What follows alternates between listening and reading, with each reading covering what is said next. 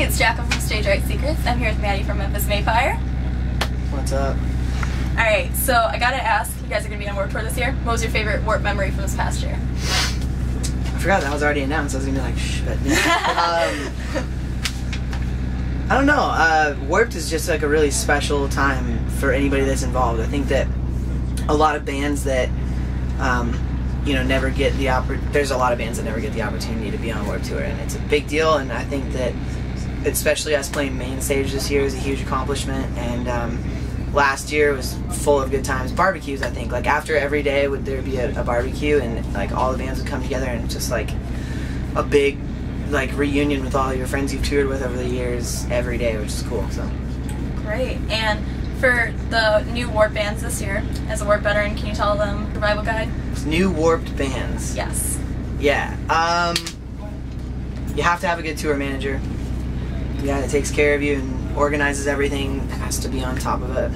Everything he does, otherwise it just becomes chaotic. Drink lots of water. I didn't wear like sunscreen, and I was fine. I didn't like burn, but I got kind of tan, and redheads that are tan look funny. So if you're a redhead, you should probably bring some sunscreen. I don't know. Do research on the bus that you get before you get it, because a lot of buses that have problems can then turn into you not making it to shows and losing a bunch of money and stuff like that. But yeah, those three things. Good. And can we expect anything with Sleeping with Sirens this year? Because I know you're both on it on the main stage. Of course. You can expect to see me and Kellen together 24/7, obviously. And I'll probably walk out on stage with them, and they'll probably walk out on stage with us. Good stuff. So we heard you guys are going to Israel in May. Do you know any other languages that could help you with your overseas adventures? I didn't know that was announced either. What was the question? Do you know any other languages or anything that could help you guys with your overseas adventures? No, absolutely not. No? We always have a translator. But I mean, English is it's a worldwide language. You know, like in different countries they learn English in school when they're growing up, so they can always grasp a little bit of it. It's never like you're just talking to someone, unless they're an older person, someone that like doesn't completely understand. But no, we're always taken care of. It's cool. Israel is my favorite place on earth, though, believe it or not. That's awesome. We played there for the first time last year, and I hate the way that the media portrays Israel. It is literally the most beautiful place on earth, and everybody there, Jews or Muslims, everybody got along. I know they had that missile that, not too long after we had left, but I mean, that was all just like a misunderstanding or whatever. They're great people, beautiful scenery, amazing food. Just, I think everybody should go to Tel Aviv, Israel. It's amazing. Sounds amazing. And how is it with your fans? I know, well, they know a little bit of English, right? Yeah, that's what's crazy. I mean, even somebody that can't like carry on a full conversation, just understand bits and pieces, it doesn't matter. Like from front to back, everyone in the room is singing along, and that is a beautiful thing. And they understand it too. You see the emotion in their eyes, and that's amazing. Everyone seems to have that one crazy tour story. So what's yours? Every day. I don't Anything know. fun in Chicago that's happened before? I guess it's not really crazy, but there's a lady in our front lounge of the bus right now. Her name's Trish. And we call her Hotel Trish because every time that we would play in Chicago coming up, like as a younger band, she would open up her house to us, and she turned her entire basement into like a band lounge. And she has there's a kitchen down there, and like a week before you got there, she would call and she'd be like, "What do you want from Costco?" And she'd go and grocery shop and get whatever we wanted. And so like the time that we got to spend at Hotel Trish was like our rejuvenation on tour, and we're really thankful for her, and she's awesome. So that's like our Chicago, I guess, like mindset. It's her. Very cool. We just did the Punk Goes Pop, and if you had to pick a Disney song for Punk Goes Disney, what would it be? I don't know any Disney songs. New World? There you go. Good job. Got it. That's the only one I could think of. But that's cool. Okay, cool. That's cool. Alright, and since Valentine's Day is coming up, what is the sweetest thing you've done for a girl or for your wife? Not been on tour during Valentine's Day. I don't know. I don't get to see Britt a lot, so I try to make every day as special as possible. When I'm home and stuff. Unfortunately, I won't be home on Valentine's Day. this year. We'll be in San Diego. But, I don't know. Flowers are always nice. And date nights. And every night is date night when I'm home. Like, every night. But a specific Valentine's Day memory, I don't know, because I usually am gone, and it sucks. How about high school? Do you remember anything from that? I proposed in high school. Oh. On stage. Wow. Yeah, it was one of my first bands, and we were playing in Portland. I was like a sophomore, and I brought her up on stage, and she had no idea. Her hair was like all curly and like hairsprayed, because that was what was popular back then. It was funny. She knew that I was going to propose, like, not that night, but she knew I was going to sooner or later or whatever, and we had been looking at this one ring that she really wanted, and there was like a bigger version and a smaller version, and I was working at like a movie theater or something, and I was like, I think I have to get the smaller one, because if I get the big one I might go into debt or whatever. And so I got the smaller one, and then halfway through paying it off with my movie theater paychecks, I went and swapped it out for the bigger one. And then the day that I proposed on stage in front of, like, there was like 700 people at the show, I was like, you know, will you marry me? And she's crying. She said yes. And then she whispered, she's like, is this a smaller one? And I was like, no, it's the bigger one. And it was so much more money. But that's a pretty cool memory. That was at a venue in Portland called Rock and Roll Pizza. And it's actually not a venue anymore, but I miss it a lot. Aww. Sorry if I got off track there. I don't really know. Have you had Chicago deep dish before? Yeah, for the first time ever. Last time we played here, Hotel Trish, she brought it out for us. Good. It was really good. It's like, it's weird to eat one piece of pizza and like think that you could never eat again, you know? It's like, it's a ton of food. It was good. If you had to pick an emoji to represent yourself, what would it be? You got some creative hands. Is there a redhead one? I don't know. I don't think so. I guess maybe the one that's like, because I always make that face. Should you do that one more time to the camera? Everyone's gonna make GIFs of that on Tumblr. For sure. Yeah. Yes. Alright, and also since April Fool's is coming up, any April Fool's pranks that you've gotten pulled on you or you pulled on people? Yeah. I think one year for sure. One year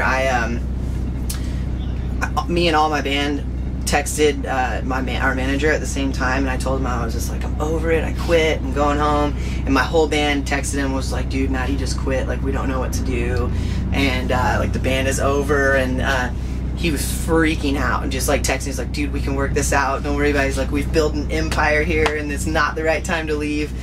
And then we called him on speakerphone, and we were all like, just joking, April Fools, and he was so pissed. So that was a horrible idea. I think all of those are really bad ideas. That sounds like a great story though, and a good idea at the time. For sure. We just came up with it on a whim, and we probably in high. Good stuff. So can we expect any music or touring in the new year? I know Warped, obviously. Yeah. It's funny because we were one of AP's top 10 most anticipated music of 2013, but yeah. I don't know if we're going to be putting a record out in 2013. they want us to cycle on Challenger as long as possible. The record did so well that they don't want us to go and just blow new music so quickly. But I'm down to do a new record like tomorrow. Like we're always ready to do a new record, and so we'll probably record right after Warped Tour, and then either the record comes out late 2013 or early 2014. But there will be new music. I can't tell you why yet, but there will be new music sooner than you think. Sooner than we think. Some new music, yeah. Some new music. Alright. I know you watched the Puppy Bowl. How did they do? Yes, ma'am. It was fantastic. Was it Sally that got the MVP? She was. I actually watched it too. Some sort of terrier. Yeah, my boys went to Buffalo Wild Wings. I dipped over there for a minute, but I really just don't care about. You don't football, care? You don't care which one? I don't. My sister married a Tennessee Titan, and so my family forced me to watch Titans games when I was younger, and they go to sports bars and stuff. It's just not my scene. I don't know. I have so much respect for athletes and what they're capable of and stuff, but I've just never had the desire to watch somebody else do something on TV for, I don't know. But the Puppy Bowl was awesome. So you're a dog person, not cat? Yes, I am. I have a teacup Yorkie. His name's Maverick, and he's one of the most important parts of my life. And so watching the Puppy Bowl, I was thinking like, dude, I should totally like train him so that he can be in this next year.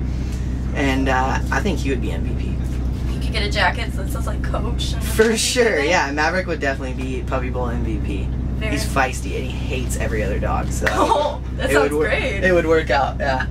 Defense, all right. So for writing music, how does the process work, and where's the weirdest place you guys have written a song? Well, it's always been with us. Kellen writes all of our instrumental stuff ever since the band started, and then once a demo is ready, he gives it to me, and I write all the vocals. So he's always writing on the road, and I usually write at home and in the studio a lot too. So I don't know if we've ever written anything like weird in a weird area. I guess when we were stuck in Las Cruces, New Mexico, and our van broke down, I've told that story a million times, but I know we did some writing when we were there just to kill time. What was the beginning of the question? Sorry.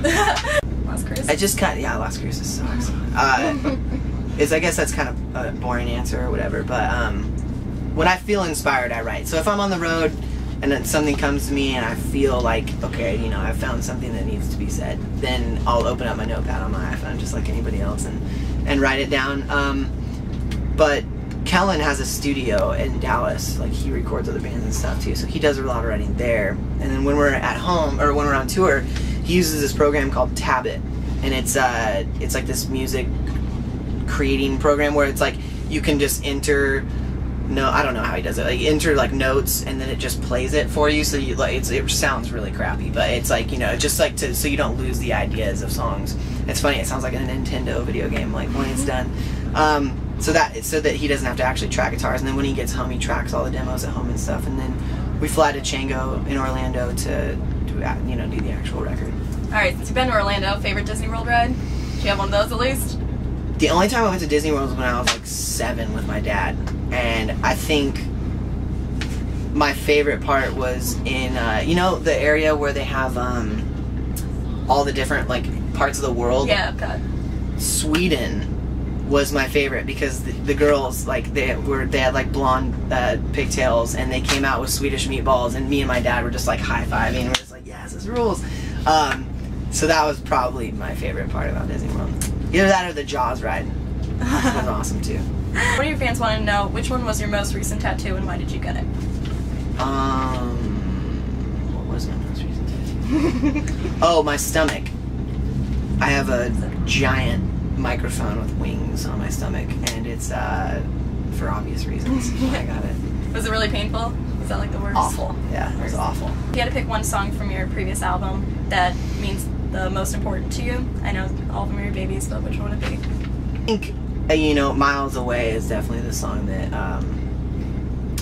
I think it really showed the world like what it's like to be me, and Alive in the Lights is really cool too, for, you know, growing up and not really being supported by family and friends, but knowing that this is where I was supposed to be. It's like such a passionate feeling, and I know every kid that like wants to play music, and like any type of music that their parents aren't familiar with or whatever, and they're just discouraged because they're just like, son, you need to get a real job because this will never, and they told me that. Everybody always told me that. They're like, oh, my own grandparents told me that they were praying that I would do something different, and that was so offensive to me, because it's like, you prayed that I would change what I'm doing when I'm here to just like spread love and the gospel and what, you know, like what Jesus wants me to do. That's the reason I'm here. And so that was really odd, and getting an apology from them sitting on this bus not too long ago was pretty cool. So it's just stay strong, you know what I mean? That's awesome. Well, thank you so much for sitting down with us. Absolutely. What's up? I'm Matty Mullins, and you're watching Stage Right Secrets.